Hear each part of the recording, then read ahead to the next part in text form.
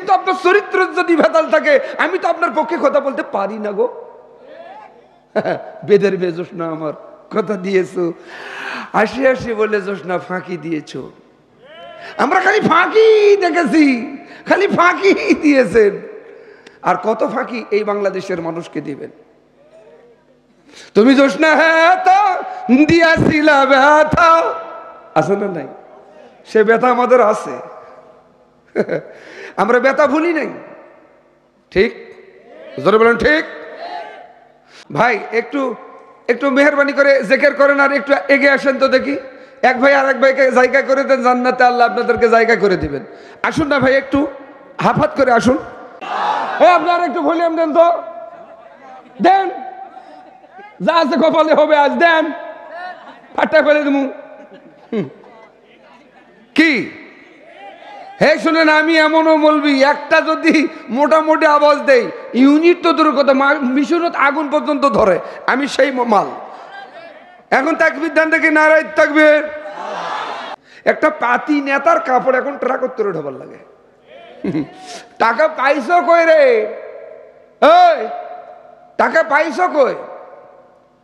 এই টাকারও হিসাব আল্লামা সাঈদের জন্য একদিন 190 জন বুকে তাজা রক্ত দিয়ে শাহাদাত বরণ করেছে। কত প্রধানমন্ত্রী মারা গেছে, জানাজার লোকই নাই, দৃশ্যও নাই, কেঁদেছে জগৎ, কোনো পানিও নাই। কিন্তু আল্লাহর ওলি, কোরআনের পাখি যখন মারা যায়, হাজারো লক্ষ কোটি কোটি মানুষ তার জন্য চোখের পানি ছেড়ে দিয়ে কেঁদেছে। তার জনপ্রিয়তা তোমাদের আকাশ পাতাল। কিন্তু দুঃখজনক, দেশ স্বাধীন হলো 54 বছর, এত ওয়াজ হলো, মসজিদে এত বয়ান হলো, এরপরও নামাজি বাড়ছে। এই দায়িত্বটা ইমাম মুয়াজ্জিনের নয়, বক্তার নয়, এই দায়িত্বটা সরকারের। আল্লাহ ডাইরেক্ট কোরআনে বলছেন, আল্লাযীনা ইমাক্কানাহুম ফিল আরদি আকামুস সালাহ ওয়া আতাউজ যাকাহ ওয়া আমারু বিল মা'রুফ ওয়া নাহাউ আনিল মুনকার। আল্লাহু আকবার। মুসলমান সরকার দাবি করবে, চেয়ারে বসবে, 4 দফা কর্মসূচি পালন করবে, প্রথম কর্মসূচি নামাজের বিল পাশ করবে। ডক্টর ইউনূস আগামীকাল সকালবেলা শুধু বলে, পুলিশ জি স্যার, এই তোমার কাম কি? পুলিশ বলবে, তোদের কাজটা কি? পাহারা দেওয়া, ডিউটি দেওয়া। আজ থেকে সিদ্ধান্ত হলো, মুসলমান দাবি করবে 68,000 গ্রাম বাংলায়, আজান হবে, এরপরে মসজিদে যাবে না, পাশায় 10টা বাড়ি, 10,000 টাকা জরিমানা, 3 মাস জেল। জহর হতে হতে একটা বেনামাজি খুঁজে পাওয়া যাবে না। এত নর্মাল ঠিক বললে তো হবে না। ওয়াজ করবে সরকার, ওয়াজ করবে ইউনূস, ওয়াজ করে আজাদি। বলেন তো কাজ হবে? এই জন্য হয়ও না। কিয়ামত পর্যন্ত ওয়াজ করবেন, 54 বছর ধরে তো ওয়াজ হয়েছে, কোনো কাজ হয়নি। এখন কিয়ামত পর্যন্ত ওয়াজ করবেন, নামাজি বাড়বে না। নামাজ পড়ে সুদ খায়, নামাজ পড়ে ঘুষ খায়, নামাজ বসো, এদিকে তাকান। নামাজ পড়ে সুদ খায়, নামাজ পড়ে ঘুষ খায়, নামাজ পড়ে মিথ্যা কথা বলে, নামাজ পড়ে চগলখড়ি করে, এই পার্টি আছে না নাই? জোরে বলেন আছে না নাই? এ নামাজ দিয়ে নামাজি জান্নাত যাবে বা? আশা করাটাও ভুল। আর আমরা মুরব্বীরা হিসেবে একটু সহযোগিতা করেছি, শুধু এরকম করছি, আর ওরা গোটালটা ধাক্কা দিয়ে একেবারে দিল্লি গিয়া মামু বাড়ি পড়তে হয়। কথা বলেন ঠিক কিনা? যুবকেরা সব পারে। এদিকে তাকান, যুবক যে রাগ চেক দিতে পারে নাই, কষা ঘুষি। বুড়া মানুষ, মুরব্বী মানুষ বাগানে টস করে পড়ে মারা গেছে। ঘোড়াও মরল, বাগান মালিকও মারা গেল। ঘোড়ার মালিক চিন্তা করে, আমি যেভাবে হত্যা করলাম, এ হত্যা যদি কেউ দেখতে পাই, আমারই হতো এরকম করে হত্যা করবে। এটাই সুযোগ, পালিয়ে যাই।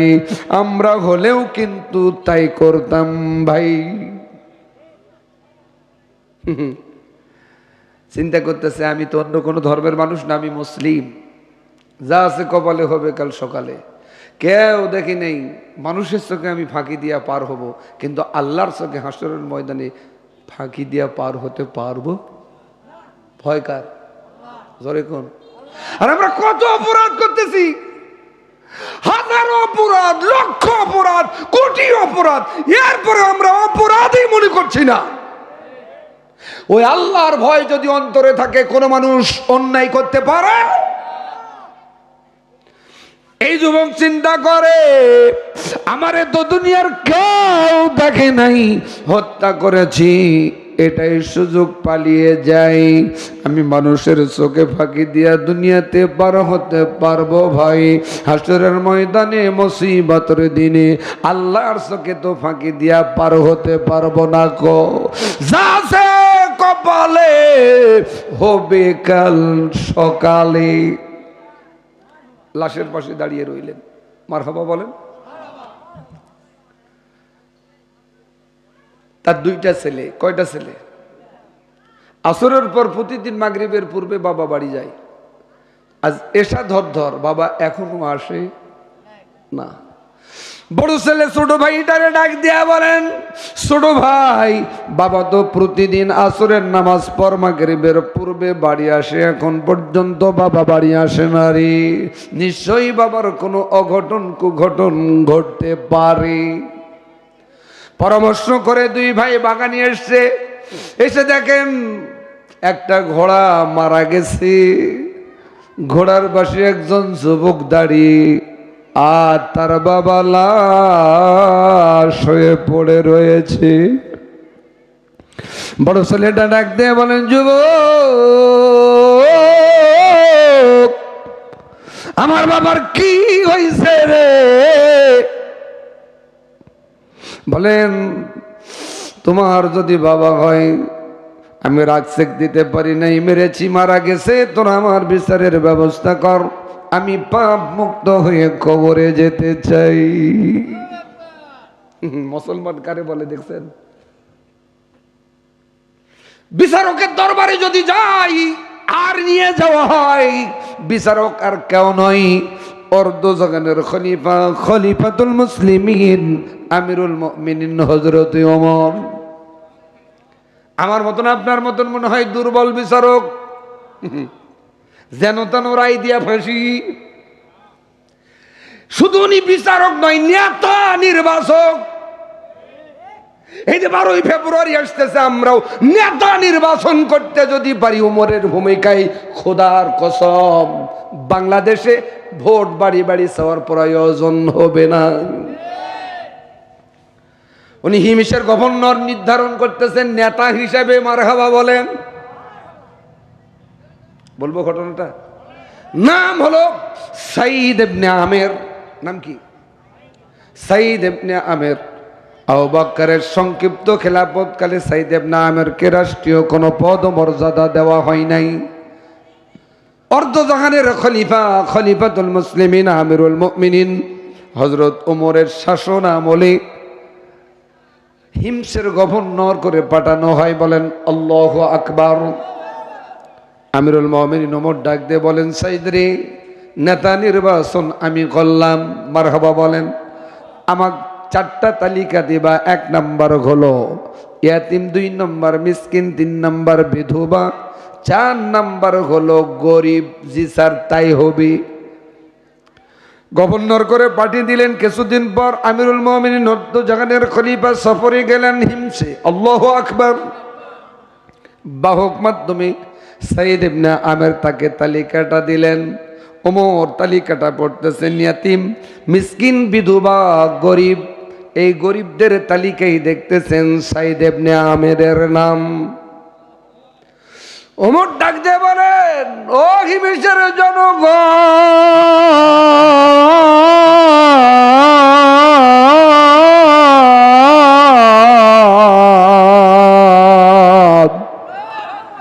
এ সাইদ ইবনে আমের কে রে?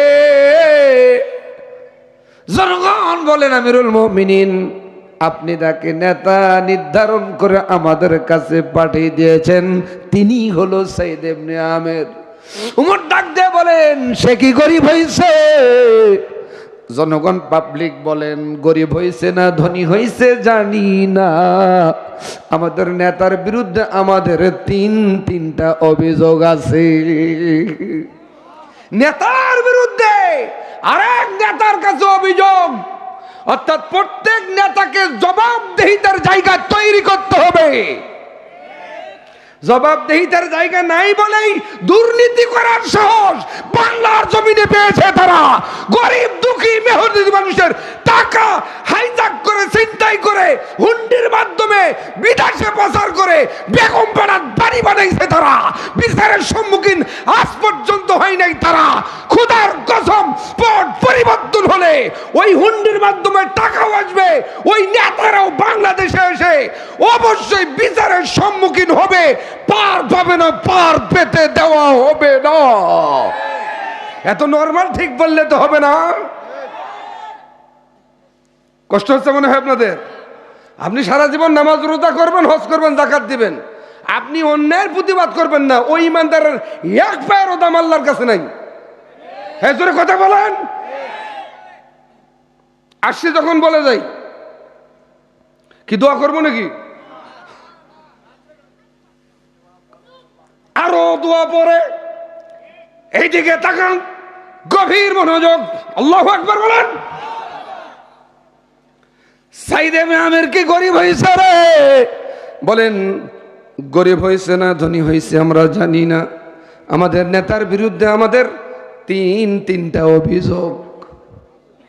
বলো তোমাদের কি অভিযোগ? বলছেন, এক নম্বর অভিযোগ, আমাদের নেতা অফিসে আসতে দেরি করে। মারহাবা বলেন। দুই নম্বর অভিযোগ, মাসের শেষে দিনের বেলা দুপুর বেলা দেখা করতে চেয়েও আমাদের লিডার নেতা গভর্নর আমাদের সাথে দেখা করে না। তিন নম্বর অভিযোগ, রাত্রের বেলায় জরুরি কাজ সারার জন্য ডাকতে গেলে দরজায় লক করি, দরজা নড়ে কিন্তু নেতা নড়েও না, জবাবও দেয় না। এমনও নেতা বাংলাদেশে পাওয়া গেছে, একবার নির্বাচিত বিনা ভোটে যদি হবার পারে 5 বছরে এলাকা ভিড়ে না।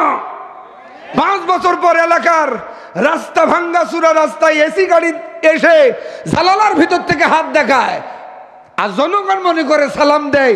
সালাম না রে পাগলা, এটা হলো টা টা টা। তার মানে 1 বছর, 2 বছর, 3 বছর, 4 বছর, 5 বছর দেখা হবে, এই জন্য হয়ও না। ওরা হয় নেতা। 5 বছর পর আসলে নেতার সাথে কোলাকুলি করার ইচ্ছা হয়, হাত দিয়ে মুসাফা করে বুক মিলবার গেলে খালি পেট পাওয়া যায়। যারা ঠিক বলে নেই তারা ওই নেতার অনুসারী। আওয়াজ দিয়ে কথা বলেন, কথা ঠিক কিনা? কারণ আসছে আগামী দিন নেতা নির্ধারণের দিন। এই নেতা যদি আমরা নির্ধারণ করতে না পারি, সারা জীবন মার খাতে খাতে গায়ের চামড়া পর্যন্ত উঠে যাবে। গভীর মনোযোগ। আমিরুল মুমিনিন খলিফাতুল মুসলিমিন বলেন, আর কোন অভিযোগ? বলছেন, আপাতত এই 3টা অভিযোগ। যার কাছে দিয়েছেন, জেনার কাছে দিয়েছেন, তিনি কি সাধারণ কোন পাবলিক? অর্ধজাহানের খলিফা, সুবহানাল্লাহ বলেন। উনি আর বিলম্ব করলেন না, লেট করলেন না, দেরি করলেন না, বাদী বিবাদীর কাঠগড়ায় দাঁড় করে দিলেন। মারহাবা বলেন।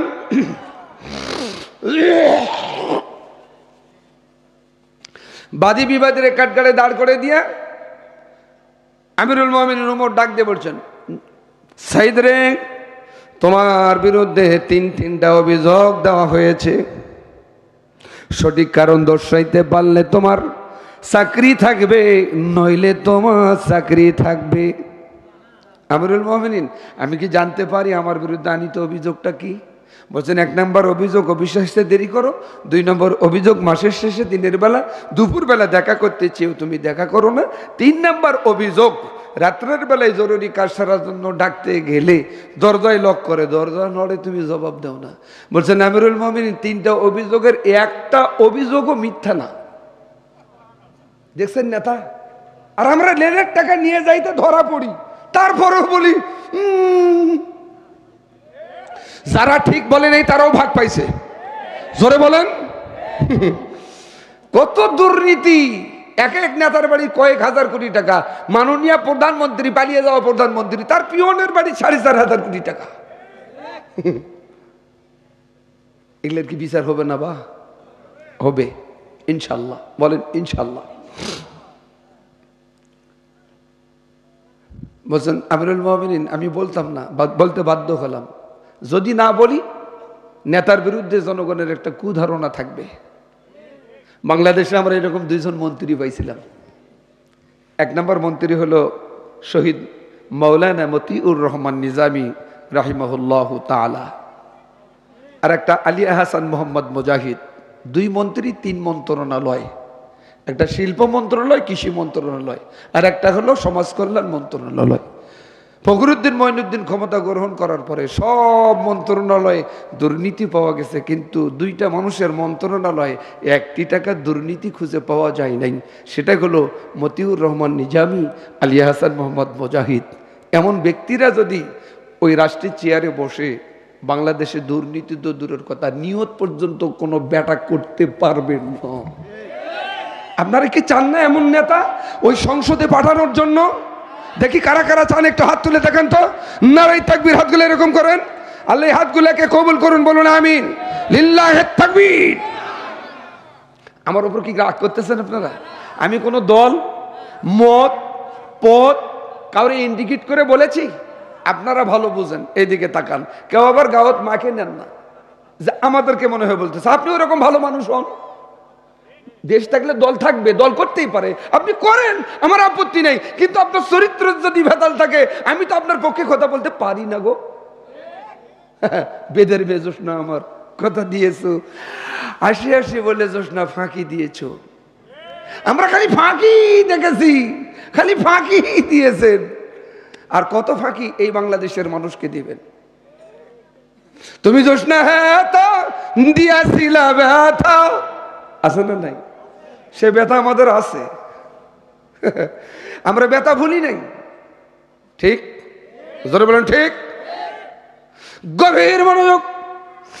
আমিরুল মুমিনিন ডাক দিয়ে বলেন, শহীদ রে বলো, সঠিক কারণ দর্শাইতে পারলে তোমার চাকরি থাকবে, নইলে তোমার চাকরি থাকবে না। হুজুর বলতাম না, বলতে বাধ্য হলাম। 1 নম্বর অভিযোগ, অফিসে আসতে দেরি হওয়ার পেছনে কারণ আমি গভর্নর, আমার টাকার অভাব নেই। এ টাকা আমার নয়, জনগণের, পাবলিকের। সুবহানাল্লাহ বলবেন না? আচ্ছা, এই যে ভাইয়েরা যারা দাঁড়িয়ে আছেন, বসার কি জায়গা নাই? জি আসতেছি। ভাই একটু একটু মেহরবানি করে জিকির করেন, আর একটু এগিয়ে আসেন তো দেখি। এক ভাই আর এক ভাইকে জায়গা করে দেন, জান্নাতে আল্লাহ আপনাদেরকে জায়গা করে দিবেন।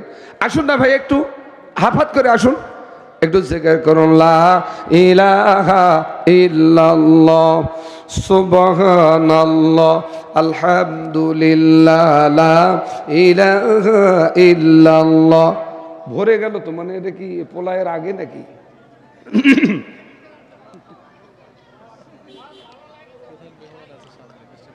হ্যাঁ, ও কথাবার্তা ভালো হচ্ছে তাই আসছে। এই সাকিব ভাই, এখন আইসেন তো, এই আসেন।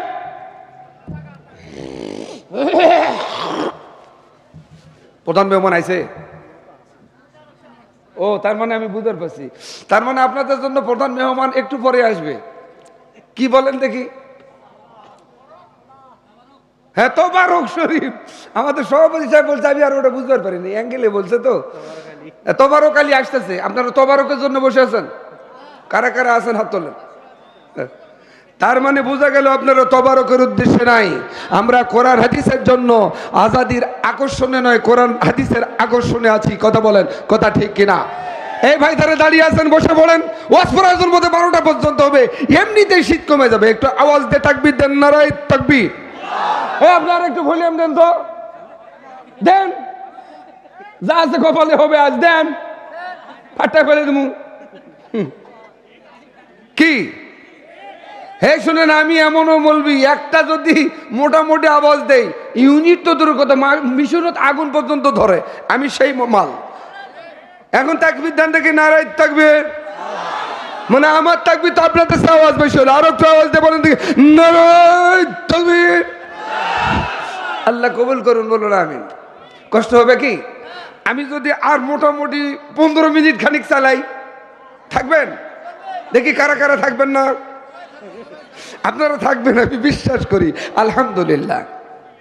বলছেন হুজুর আমি বলতাম না, আমি গভর্নর, আমার টাকার অভাব নাই। এ টাকা আমার নয়, জনগণের। মারহাবা বলে।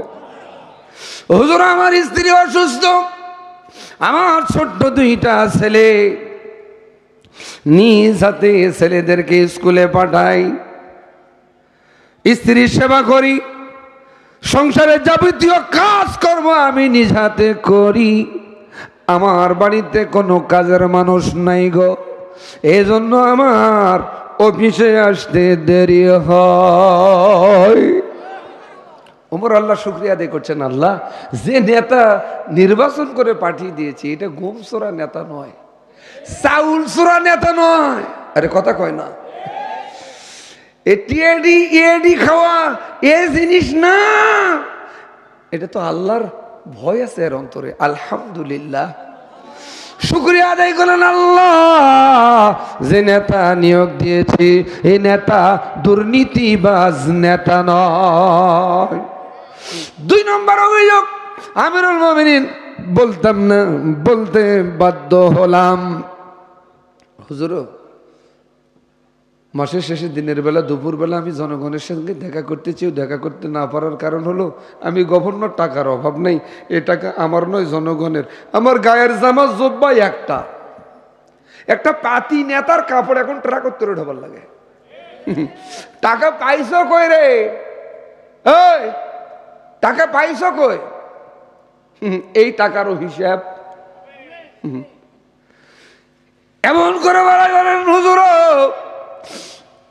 মাসের শেষে দিনের বেলা দুপুর বেলা আমার পরিহিত কাপড় জুব্বা নিজ হাতে ধৌত করে রৌদ্রে শুকাইবার জন্য দিয়া দেই, এমন সময় আমার পাবলিক আমাকে ডাকে, আমি জবাব দিতে পারি না গো, বস্ত্রহীন অবস্থায় দেখা করতে পারি না। ওমর আল্লাহর দরবারে শুকরিয়া আদায় করে বলেন, আল্লাহ যে নেতা নিয়োগ দিয়েছি এ নেতা দুর্নীতিবাজ নেতা নয়। 3 নম্বর অভিযোগ, ওগো খলিফাতুল মুসলিমিন, অফিসে থাকাকালীন যতটুকুন সময় আল্লাহকে স্মরণ করার ততটুকুন করি, অফিস থেকে যখন বাড়ি চলে আসি দুনিয়াবি কাজ সম্পূর্ণ বাদ দিয়ে আমি নামাজে দাঁড়িয়ে যাই। নামাজে থাকাকালীন কেউ যদি ডাকে আমি সাইদের জানা নাই এ মাসলা জবাব দেওয়া যায়, ওমর ডাক দিয়ে বলেন না না জবাব তো দেওয়া যায় না, এজন্য আমি জবাব দিতে পারি না। ইজলাস থেকে চেয়ার থেকে উঠে সেজদায় পড়ে গিয়া ওমর ডাক দিয়ে বলেন, আল্লাহ যে নেতা নিয়োগ দিয়েছি এ নেতা দুর্নীতিবাজ নেতা নয়। এই বিচার জনগণ এমন প্রেক্ষাপটমূলক জবাব দেওয়ার কারণে কেঁদে কেঁদে বলেন, আমাদের অভিযোগ খলিফাতুল মুসলিমিন ফিরাই নিলাম, এই নেতাই আমাদের বারবার দরকার। এমন নেতা আগামী দিন আমরা নির্বাচন করব ইনশাল্লাহ। এ ভুল বাংলাদেশের মানুষ আর করবে দন্তন্নয়কারে না। সেই অর্ধজাহানের খলিফা বিচারকের দরবারে চলে গেলেন, ওই 2টা ছেলে বাবার লাশ ঘাড়ে নিয়ে, মনে আছে? এই জন্য আল্লাহ বলেন, ইয়া একটু আওয়াজ দিয়ে বলেন, ইয়া আইয়ুহাল্লাযীনা আমানুত্তাকুল্লাহ آمنوا اتقوا الله حق تقاته ولا تموتن إلا وأنتم مسلمون।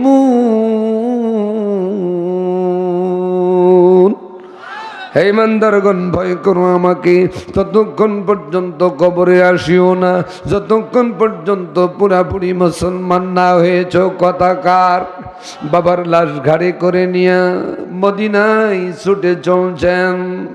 আসামি অপরাধী যুবকটারে নিয়া উমরের আদালতে গিয়া বাবার লাশ ঘাট থেকে মাটিতে নেমে দিয়া লিখিত অভিযোগ দিলেন, ওগো খলিফাতুল মুসলিমিন আমিরুল মুমিনিন হযরত ওমর, মক্কা থেকে মাঝপথে আসা এই যুবক আমার পিতারে বাগানে হত্যা করেছে, আমরা হত্যার বিচার চাই। বলেন তো যার কাছে বিচার দিয়েছেন বিচার হবে না হবে না ভাই? আর কোনো বিলম্ব নাই, বাদী বিবাদীর এক কাঠগাড়ায় দাঁড় করাই দিলেন। বলেন আল্লাহু আকবার। ওমর ডাক দিয়ে বলেন, যুবক তুমি কি হত্যা করেছ রে যুবক? যুবক এক বাক্যে স্বীকার করলেন, আমিরুল মুমিনিন, জি আমি হত্যা করেছি। অপরাধী যদি নিজের অপরাধ স্বীকার করে এখানে সাক্ষীর কোনো প্রয়োজন নাই। বাংলাদেশে অপরাধ না করেও সাক্ষীর অভাব হয় নাই। আমরা এই বিচারকদের আমলে দেখলাম বন্দুকের নল ঠেকিয়ে জোর করে সাক্ষী গ্রহণ করেছে। আরো জোরে বলেন। আমিরুল মুমিনিন, জি আমি হত্যা করেছি। অপরাধী যদি নিজের অপরাধ স্বীকার করে এখানে সাক্ষীর কোনো প্রয়োজন নাই। এবার ওমর রায় দিতেছেন, হত্যার বিনিময়ে তোমাকে ফাঁসির মঞ্চে মারার আদেশ দেওয়া হলো। বলছেন আমিরুল মুমিনিন, আপনি যে রায় দিয়েছেন এই রায় আমি মেনে নিলাম। আমি এখন পাপ মুক্ত হয়ে কবরে যেতে পারবো। ওমর বলতেছেন, কিছুক্ষণ পর তোমার ফাঁসির রায় কার্যকর করা হবে, কিন্তু রাষ্ট্রের সরকারের কাছে তোমার কিছু চাওয়ার আছে। সুযোগ যখন দিলেন, এই অপরাধী যুবক ডাক দিয়ে বলেন, হুজুর ছোট্ট একটা আমার আবদার ছিল, আপনি যদি তা পূর্ণ করেন। কি আবদার গো বলুন? বলেন, হুজুর আপনি কি আমারে একটা মাস ছুটি দিবেন? ফাঁসির মঞ্চের আসামি যদি বড় মাছের মাথাতে ভাত খাবার চায় সরকারের কাছে, সেটা দিয়েও খাওয়াবে। যা বলবে শেষ কথা সেটা শুনবে সরকার। বলতেছেন ছুটি দিব না তা না, একজন জিম্মাদার দিতে হবে, জামিনদার দিতে হবে। পারবা? কেঁদে কেঁদে বলেন, হুজুর এই মদিনাতে আপনজন বলতে আমার কেউ নাই, আমার আপন মায়ের পেটের ভাইও নাই, আর অপরিচিত মানুষের জিম্মাদারি কেউ নিবেও না। নিশ্চিত বুঝতে পেরেছে আমার কপালে আর ছুটি জুটলো না। হুজুর আমি কেন ছুটি চাইলাম একটা মাসের জন্য, আপনি একটা বারো কারণ জিজ্ঞাসা করলেন না। কি কারণ বলো? বলছেন হুজুর আপনি যে রায় দিয়েছেন আমি অপরাধী, আমি পাপমুক্ত হয়ে কবরে যেতে পারবো আপনার ফাঁসির মঞ্চ যদি আমি বরণ করি। কিন্তু হুজুর আমি এক ইহুদির দোকানে খরচ করতাম বাকিতে। আমরা দোকানে এরকম বাকি খরচ করি না। 5,000 টাকা বাকি হলে ওই দোকানের সামনে দিয়ে হাঁটি না। চেয়ারম্যান মেম্বার নিয়ে টাকা তুলে নিয়ে মরার পরও সিটার দেয় না, আছে না? বলেন হুজুর আমার কাছে কিছু গচ্ছিত টাকা আছে, এই ঋণ পরিশোধ করে আমি আবারও আপনার রায় কার্যকর করার জন্য আপনার আদালতে হাজিরা দেবার জন্য আসব। ভারী মুশকিল। জিম্মাদার দিতে পারবা? বলেন না, জিম্মাদার দিতে পারবো না, উমরে ছুটি দেওয়া সম্ভব না। জল্লাদ রে বলা হলো, জল্লাদ ফাঁসির মঞ্চে অপরাধী যুবক রে ওঠাও। যখন নাকি হ্যান্ডকাপ লাগালো, সামনে একটা জন্য একটা মাসের জিম্মাদারি নিতে চাই। এই যুবক আর কেউ নয়, মদিনায় যে যুবক দাঁড়িয়ে গেলেন ওই যুবকের নাম হলো হযরত আবু যার গিফারি। একটা আওয়াজ দিয়ে বলা যাবে কি সুবহানাল্লাহ? আবু যার গিফারি জিম্মাদারি নেওয়া। এখন বলেন যুবকের ছুটি হবে না? ছুটি মঞ্জুর হলো 1 মাসের শেষের দিনটা হলো শুক্রবার। মদিনার মসজিদে নামাজ আদায় করে রায় কার্যকর করা হবে। ওমর ডাক দিয়ে বলছেন, আবু যার ছুটি তো জিম্মাদারি তো নিলা, সে যদি না আসে নিশ্চিত কিন্তু তোমার ফাঁসি। আবু যার বলেন আমি রেডি। এক মুসলমান আর এক মুসলমানের জন্য জীবন দিতে পারে, তার প্র্যাকটিক্যাল প্রমাণ হলো 5 বিবি। আল্লামা সাঈদীর জন্য একদিন 190 জন বুকে তাজা রক্ত দিয়ে শাহাদাত বরণ করেছে। কত প্রধানমন্ত্রী মারা গেছে, জানাজার লোকই নাই, দৃশ্যও নাই, কেঁদেছে চোখে কোনো পানিও নাই। কিন্তু আল্লাহর ওলি কোরআনের পাখি যখন মারা যায়, হাজারো লক্ষ কোটি কোটি মানুষ তার জন্য চোখের পানি ছেড়ে দিয়ে কেঁদেছে। তার জনপ্রিয়তা তোমাদের আকাশ পাতাল।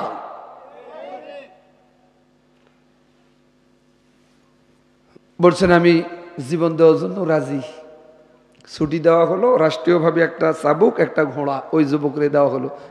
আবুজারের মতন বাড়ি গেল, ইহুদের দোকানে চলে গেল। গচ্ছিত কিছু টাকা ছিল জমানো, এই টাকাগুলো পরিশোধ করে দিয়া বলেন, ভাই রে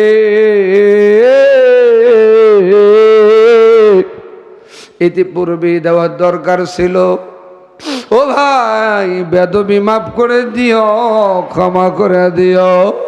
এমন করে বলাই চোখের পানিগুলো টস টস করে পড়ে, বুক বয়ে বয়ে পড়ে। ইহুদি দোকানদার যুবক বলে, রে ইতিপূর্বে দিতে পারো নাই, আজ তো দিয়েছো, চোখে কেন তোমার পানি? যুবককে দেখে বলেন, উমরের আদালত থেকে একটা মাসের ছুটি নিয়ে এসেছি তোমার ঋণ পরিশোধ করার জন্য। ইহুদি দোকানদার যুবক ডাক দিয়ে বলেন, কি অপরাধ করেছো গো ভাই? বলেন, মদিনায় যাওয়ার পথে মাঝপথে একজন মানুষ নামি হত্যা করেছে, তার দুইটা ছেলে আমার বিরুদ্ধে ওমরের কোর্টে মামলা দায়ের করেছে, রায় হয়েছে ফাঁসি, ঋণ পরিশোধ করার জন্য এসেছি। এ কথা শুনতে পেয়ে ইহুদি দোকানদার যুবক মুসলিম যুবকটারে বুকের সাথে জড়ে ধরে কেঁদে কেঁদে বলেন, যেই যুবক ওমরের আদালত থেকে একটা মাস ছুটি নিয়ে আসতে পারে রে, ঋণ পরিশোধ করার জন্য, আমি ইহুদি দোকানদার যুবক মনে করি না যে তুমি মানুষ হত্যা করতে পারো। একজন ইহুদি মুসলমানের পক্ষে কথা বলে, আর নাম কাওয়াস্তা কিছু দাড়িওয়ালা টুপিওয়ালা মুসলিম নামধারী বলেন, না না 1971 সালে এই হুজুরেরাই মেরেছে। বাড়ি গেল, দিন ঘনিয়ে আসে, 25 দিন হয়ে যায়, মারও বলে না, বাপরেও বলে না এই খবর। কিন্তু 5 দিন 350 কিলো রান করে যেতে হবে ঘোড়ার পিঠিতে করে। মারহাবা বলেন। মারে ডাক দিয়ে বলেন, মা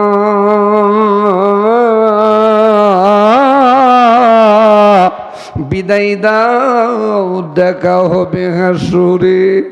মা তো বুঝে নাই রে, মা ডাক দিয়ে বলেন, বাবা রে এমন করে কথা বলো কেন?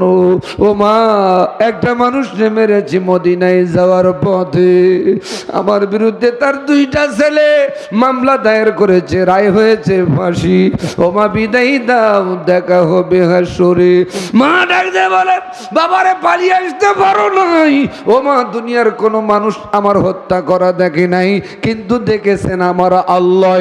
মানুষের চোখে ফাঁকি দিয়ে আমি পার হতে পারবো, আমি আমার আল্লাহর চোখে হাসরের ময়দানে কেমনে ফাঁকি দিয়া পারো? ও মা বিদায় দাও, দেখা হবে হাসরে। আব্বারে ডাক দিলেন, বিদায় দিতে চায় না গো, সন্তানে জড়িয়ে ধরেছে। ছেলেটা ডাক দিয়ে বলেন, ও মা সঠিক সময় যদি যেতে না পারি গো, আমার জন্য একজন ভাই জিম্মাদারি নিয়েছে, আমার চিনেও না, আমার কি পরিচয় তাও জানে না, শুধু মুসলমান হিসাবে আমার জিম্মাদারি নিয়েছে। সঠিক সময় যদি যেতে না পারি আমার ভাইটার হবে ফাঁসি। ও মা বিদায় দাও, দেখা হবে হাসরে। ঘোড়ার পিঠে উঠলেন, চাবুক ছড়ে মারলেন। শুক্রবার পরের দিন, মারহাবা বলেন। ওমর বাহককে ডাক দিয়ে বলেন, বাহকরা যাও, আবু যাররে খবর দিয়া দাও। আবু যার বলছেন, আমি রেডি, নামাজের জন্য এসেছেন। এই যুবক এখনো ঘোড়ার পিঠে। খুতবা শেষ হয়ে গেল, নামাজ হয়ে গেল। ওমর ডাক দিয়ে বলছেন, দেখো তো অরিজিনাল অপরাধী আসছে কি? বলছেন, না এখনো আসে নাই। আবু যার আসছে, বলছেন, জি। জিম্মাদারি নিবার অপরাধী সাব্যস্ত করা হলো। আবু যারের হাতে হ্যান্ডকাপ লাগাও। আবু যারের হাতে হ্যান্ডকাপ লাগায় জল্লাদ একটা পায়ের ধাপ সামনে দেয়, 3 ধাপ পিছনে চলে আসে। জল্লাদ কেঁদে কেঁদে বলেন, আল্লাহ কত অপরাধী রে ফাঁসি দিলাম, যে আবু যার তোমাকে আর তোমার নবীকে ভালোবাসার কারণে ঘর সংসার পর্যন্ত করতে পারে না, ওই আবু যার রে, নিরপরাধ আবু যার রে আমি কেমনে ফাঁসি দিয়া ঝুলন্ত অবস্থায় মারব? ও ধমক দিয়া বলেন, উঠাও। ফাঁসের মঞ্চ উঠানো হলো, হাত দুইটা দুই পাশে বেঁধে দেওয়া হলো, গলায় রশি পরাই দেওয়া হলো। 5 মিনিট বাকি। মক্কা মদিনায় এই সংবাদ যাওয়াই কান্না রোল পড়ে যায়। কি অপরাধ আবু জারের? একটা অপরাধ জিম্মাদারি নেবার অপরাধ। ওরা হাজারো অপরাধ করে, ওরা অপরাধী হয় না। কোরআনের আন্দোলন করাই হলো ইসলামী নেতৃবৃন্দদের অপরাধ। সম্মানিত ভাইরা, গভীর মনোযোগ। আর 5 মিনিট, আরো 2 মিনিট যায়, 3 মিনিট পর রায় ওমরের কানে কে যেন বারবার দোলা যায়, ওগো খলিফাতুল মুসলিমিন, আমিরুল মুমিনিন, পিছন দিকে তাকান, কে যেন ঘোড়া দাবড়ায় দাবড়ায়, ধুলি বালি উড়ায় উড়ায় আপনার দরবারে হাজিরা দেবার জন্য ছুটে চলে আসছে। পিছনের দিকে তাকায়, আর কেউ নয়, 1 মাস পূর্বে যে যুবক ছুটি নিয়ে গেছিলেন, ওই যুবক।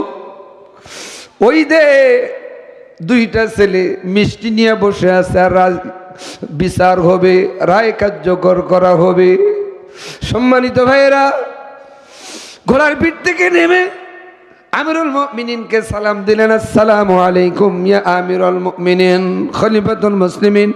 নির্দিষ্ট সময় আসতে না পারার কারণ, একটানা ঘোড়া দাবড়ায় আসাতে আমার ঘোড়া অসুস্থ হয়ে পড়ায়, সঠিক সময় আসতে আমি ব্যর্থ। ওগো খলিফাতুল মুসলিমিন, আমিরুল মুমিনিন, আমার জন্য যে ভাইটা জিম্মাদারি নিছিলেন, ওই ভাইটারে ফাঁসির মঞ্চ থেকে নেমে দেন, আমি পাপ মুক্ত হয়ে কবরে যাবার জন্য চলে এসেছি। আবু যারকে ফাঁসির মঞ্চ থেকে নেমে দেওয়া হলো, অপরাধী যুবকটারে ওঠানো হলো, হাত বাঁধলো, কালো কাপড় দিয়ে মুখটা ঢেকে দিয়া গলায় রশি পরাই দেওয়া হলো। উমর ডাক দিয়ে বলেন, মক্কা মদিনার মানুষ রে,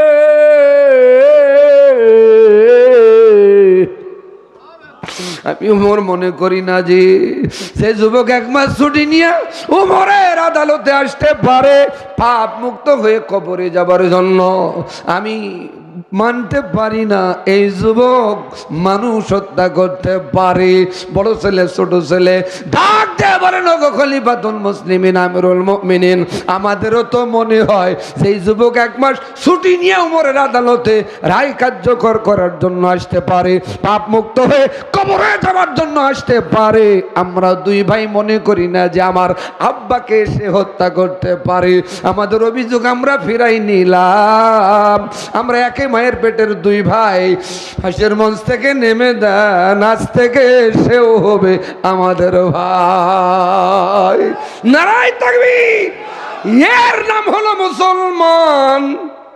এই জন্য আল্লাহ বলেন, ইয়া আইয়ুহাল্লাযীনা আমানুত্তাকুল্লাহা হাক্কা তুকাতিহি ওয়া লা তামুতুন্না ইল্লা ওয়া আনতুম মুসলিমুন। হে ইমানদারগণ, ভয় করো আমাকে, ততক্ষণ পর্যন্ত কবরে আসিও না যতক্ষণ পর্যন্ত পুরাপুরি মুসলমান না হয়েছো। যদি কবরে যেতেই হয়, ঈমান ও আমল নিয়ে কবরে যাবার দরকার আছে না নাই? ওই যে যুবক বলছেন, হুজুর আমি এত মানুষ দেখেছি, সমস্ত মানুষগুলোর আকার আকৃতি চতুষ্পদ জন্তু জানোয়ারের রূপ ধারণ করেছে, মনে আছে? শুনতে চান? একটু হাত তোলেন দেখি, লিল্লাহি তাকবীর। তোলেন হাতগুলো, এরকম করেন। আল্লাহ হাতগুলোকে জান্নাতি হাত হিসাবে কবুল করুন, বলুন আমিন। অগণিত মা ও বোনেরা এসেছেন, সিরেফ 4টি কথা বলবো, আমল করবেন 4টা, 1 জান্নাত 8 দরওয়াজা। 1 নম্বর হলো নামাজ। মহিলারা পড়বে, পুরুষেরা না পড়লেও চলবে, হুকুমকার। কিন্তু দুঃখজনক, দেশ স্বাধীন হলো 54 বছর, এত ওয়াজ হলো, মসজিদে এত বয়ান হলো, এরপরও নামাজি বাড়ছে? এই দায়িত্বটা ইমাম মুয়াজ্জিনের নয়, বক্তার নয়, এই দায়িত্বটা সরকারের। আল্লাহ ডাইরেক্ট কোরআনে বলছেন, আল্লাযীনা ইমাক্কান্নাহুম ফিল আরদি আকামুস সালাহ ওয়া আতাউজ যাকাহ ওয়া আমারু বিল মা'রুফ ওয়া নাহাউ আনিল মুনকার। আল্লাহু আকবার। মুসলমান সরকার দাবি করবে, চেয়ারে বসবে, 4 দফা কর্মসূচি পালন করবে। প্রথম কর্মসূচি নামাজের বিল পাশ করবে। ডক্টর ইউনূস আগামীকাল সকালবেলা শুধু বলে, পুলিশ জি স্যার, এই তোমার কাম কি? পুলিশ বলবে, তোদের কাজটা কি? পাহারা দেওয়া, ডিউটি দেওয়া। আজ থেকে সিদ্ধান্ত হলো, মুসলমান দাবি করবে 68,000 গ্রাম বাংলায় আজান হবে, এরপরে মসজিদে যাবে না, পাশায় 10টা বাড়ি, 10,000 টাকা জরিমানা, 3 মাস জেল। জহর হতে হতে একটা বেনামাজি খুঁজে পাওয়া যাবে না। এত নর্মাল ঠিক বললে তো হবে না।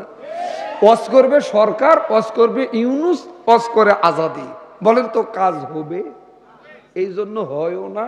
কিয়ামত পর্যন্ত ওয়াজ করবেন। 54 বছর ধরে তো ওয়াজ হয়েছে, কোনো কাজ হয়নি। এখন কিয়ামত পর্যন্ত ওয়াজ করবেন, নামাজি বাড়বে না। নামাজ পড়ে সুদ খায়, নামাজ পড়ে ঘুষ খায়, নামাজ বসো এদিকে তাকান। নামাজ পড়ে সুদ খায়, নামাজ পড়ে ঘুষ খায়, নামাজ পড়ে মিথ্যা কথা বলে, নামাজ পড়ে চগলখড়ি করে। এই পার্টি আছে না নাই? জোরে বলেন, আছে না নাই? এ নামাজ দিয়ে নামাজি জান্নাত যাবে বা? আশা করাটাও ভুল। 2 নম্বর হলো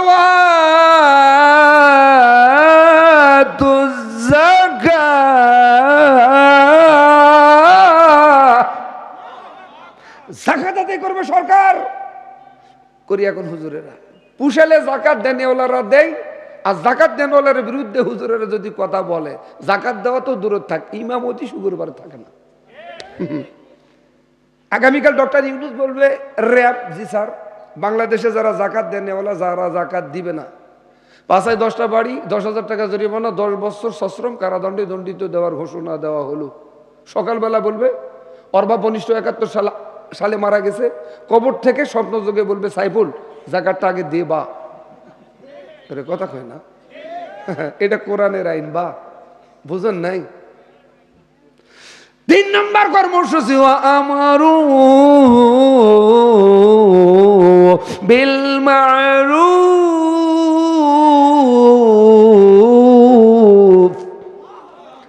ভালো কাজের আদেশ করবে ইউনূস। করে এখন এরা অনাহাও আনিল মুনকার, অসৎ কাজ থেকে বিরত রাখবে সরকার।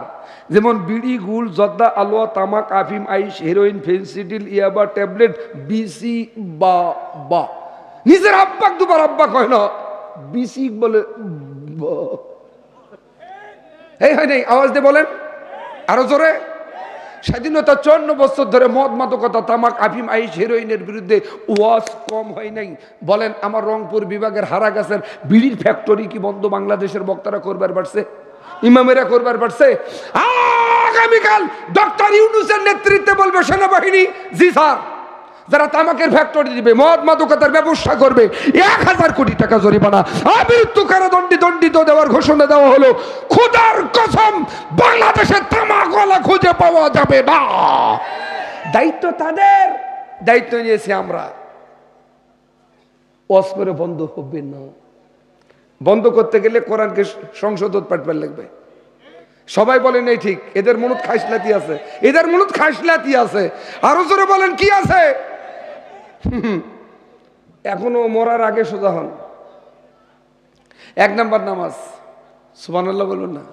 আমার দেশের মা বোনেরা নামাজ পড়ে ঠিক। আমাদের সভাপতি সাহেব আমাকে 11টায় শেষ, 11:30টায় শেষ করতে বলছিল। আমি আন্তরিকভাবে দুঃখিত, যা ধরছি তা শেষ না করলে আমারও কষ্ট লাগবে। আপনাদের মনে হয় কষ্ট লাগবে না? আমি ওনার কাছে ক্ষমা চাই। আর আমিও 11:30টায় শেষ করতে পারলে আমাকেও ভালো লাগতো। কেবল বিছানা নিয়ে আসতেছে, কেউ কেউ সুদ পেয়ে। আলহামদুলিল্লাহ। এইদিকে তাকান, কষ্ট হচ্ছে কি আপনাদের? আর 10 মিনিট চালাই থাকবেন? কারা কারা একটু হাত তোলেন দেখি। নারায়ে তাকবীর। আল্লাহ কবুল করুন, বলুন আমিন। এই শীতের রাত্রে চাদরের ভিতর থেকে হাত বার করা, এটা কিন্তু খুব টাফ, খুব সোটাফ। এরপরও আপনারা বাহির করতেছেন। আল্লাহর কি অশেষ মেহেরবানি, চতুর্পাশে ঘিরাও করা, শয়তানও ঢুকতে পারবে না। আর বাতাস তো দূর থাক, কথা বলেন ঠিক না? 1 নম্বর হলো নামাজ। আমার দেশের মা বোনেরা নামাজ পড়ে ঠিক, জোহরের নামাজ আসরের একটু আগে। এই পার্টি আছে না? কিন্তু যুবকেরা 5 ওয়াক্ত নামাজ না পড়লেও 3 ওয়াক্ত নামাজ কাজা করে না, 2 ঈদ আর শুক্রবার। এ পার্টিও আছে। 2 নম্বর রমজান মাসের রোজা। আচ্ছা ভাই, সত্যি করে একটা কথা বলেন তো, মহিলার রোজা বেশি করে না পুরুষের? আমি একমত। মাসেরটা করে, নফল করে, সুন্নত করে, মুহররমের করে, স্বামী অসুস্থ হলে তারও জন্য 2টা নিয়ত করে। আপনার বউ তো অসুস্থ হওয়ার পরে আপনি কয়টা রোজা মানত করছেন? একটাও করেন নেই, বরং বলেছেন কতক্ষণ মরে, মরলেই 1.5-2 লাখ এ পাঠিও কথা কয় না। কিন্তু আমার দেশের যুবকেরা রমজান মাস আসতেছে, এই ফেব্রুয়ারি মাসেই রমজান, নির্বাচনের পরেই রমজান। বলেন হুজুর একটা মাসলা দেন। কি মাসলা ভাই? হুজুর শুকনা জিনিস খেয়ে রোজা হবে না, তার মানে উহারামি বিড়ি হবে। বিড়ি কারো কারো কোমরে হাত দিলে পাওয়া যাওয়ার সম্ভাবনা 99.5%। কথা বলেন ঠিক কিনা? আমার জীবনে কয়েকদিন আগে এমন একটা ঘটনা ঘটছে, বলবো। নামাজে গেছি, আলহামদুলিল্লাহ বলেন, মসজিদের শেষে অর্থাৎ বারান্দায় তড়িঘড়ি করে উজু করে একজন এসে আমার পাশে দাঁড়িয়েছে। লোকটা বিড়ি খায়, আমি বুঝবার পারছি, মনে হচ্ছে নিয়ত ছাড়ে কালত কয়েকটা মারি, কিন্তু নিয়ত ছাড়া যাচ্ছে না। আর উপর পকেটে আছে বিড়ি, আবার প্যাকেটিং নয়, ওই জানে না। রুকুত গেছে, শেষ দাঁত গেছে ভাই, ফ্যান চলতেছে, 100 বিড়ি কোনা গেছে পড়ে, আর বিড়ি খালি গড়া গড়ি। এখন আমার নামাজ হবে? চিন্তা করলাম নামাজ তো গেলই রে, আগে ধরি, ঠিক মতন জায়গায় ধরছিলাম, কথা মনে বুঝেন নাই, কিন্তু আরেক জায়গায় যা হাত পড়ছে,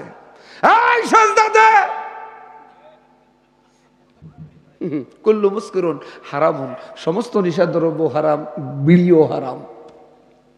3 নম্বর স্বামীর খেদমত। মা বোনেরা, আপনারা যারা এসছেন, খেদমত করবেন। আপনি আসিয়ার চেয়েও নির্যাতিত নয়।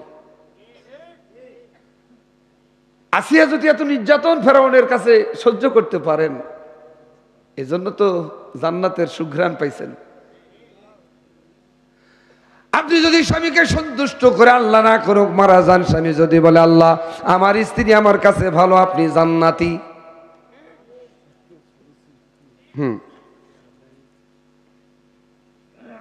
জি, আরে এত কেন স্লিপ রে, এটা তো মিমের খবর রে, এটা বুঝবার পারছি। এই আমার ড্রাইভার, এই শালা খুব খারাপ, 12টা পার করবার দেয় না। আমার নাতি আলহামদুলিল্লাহ, ওই জন্য স্লিপ দিছে। দূরে যাবার লাগবে তো, রাস্তাঘাটে কখন কি হয় না হয় বলা যায় না, আল্লাহ ভরসা। এইদিকে তাকান, এটা সময়ে ঠিক সময়ে শেষ হবে ইনশাল্লাহ। তাহলে 2 নম্বর কি? 3 নম্বর স্বামীর খেদমত। আলহামদুলিল্লাহ বলেন। জি, আমি দেখছি। 4 নম্বর ইজ্জতের হেফাজত। স্বামীর উপস্থিতিতে অনুপস্থিতিতে ইজ্জতের হেফাজত করবেন। এই 4টি আমল করবেন, 1 জান্নাত আর দরওয়াজা, যে কোনো দরওয়াজা দিয়ে বিনা হিসেবে জান্নাতে যাবেন। মা বোনদেরকে 4টি আমল করে জান্নাত যাবার তৌফিক আল্লাহ দান করুক, সকলে বলুন আমিন। আমি ওই ঘটনাটা বলবার চাই, তার আগে আপনারাও হাত তুলছেন, শুনবেন। আমি এর আগে মসজিদের উন্নতি কল্পে একটু কালেকশন করবার চাই। 10টা মানুষ 5টা করে 1000 টাকা দেবেন, একজন যদি উঠেন আমি বুঝবো যে আপনি 5 10 50 দিবেন না, উঠবেন না, দরকার নেই। আসেন কোনো ভাই 5টা 1000 টাকা দিবেন, বাবা নাই মা নাই রুহের মাগফিরাতের উদ্দেশ্যে, মুসাফির বেশি একটু